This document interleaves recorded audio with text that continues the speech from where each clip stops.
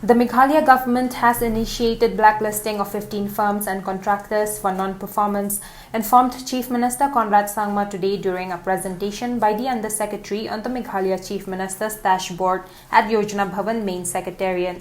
The dashboard, which monitors implementation and progress of various Government of India schemes and states flagship programs in all 11 districts, also notes performance of firms and contractors, he added. With an aim to ensure good governance, the dashboard also provides a forum for complaints from the general public, with 104 received till date, of which 60 plus were resolved, the Chief Minister said.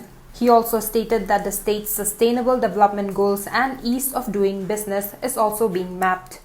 So 15 firms have already, or contractors, the process of blacklisting them has already been initiated, and more will happen. So we've been doing, it's all based on this particular dashboard, and we are looking at people who have not performed well. We're looking at people who have taken multiple projects and not. Of course, we give a chance. We are not being very, very rough with people saying that anybody who does this, all will be terminated. It's not like that. We try to be fair. We try to give an opportunity. Once we see that the contractor or the individual firm is not serious and not taking any action in spite of repeated reminders and opportunities being given, then we initiate the process of blacklisting. So as of now, as I mentioned, about 15 firms, the blacklisting process has been initiated. Whenever we used to have review meetings before, in those review meetings, I used to be given a thick booklet of the different projects, not knowing where they are, what the project is, who's the contractor, and it's just very tedious and tiring. And they would just present me the numbers and show me the cases. Now I present the numbers and the cases to the officers.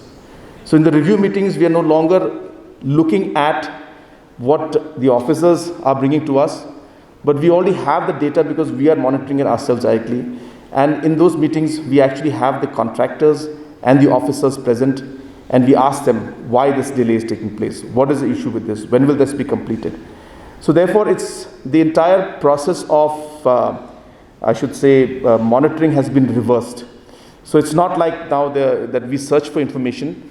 Now we have the information, and based on that, what decision to be taken and how to improve things is really the crux of the meeting now. So that's how we are changing things in the department.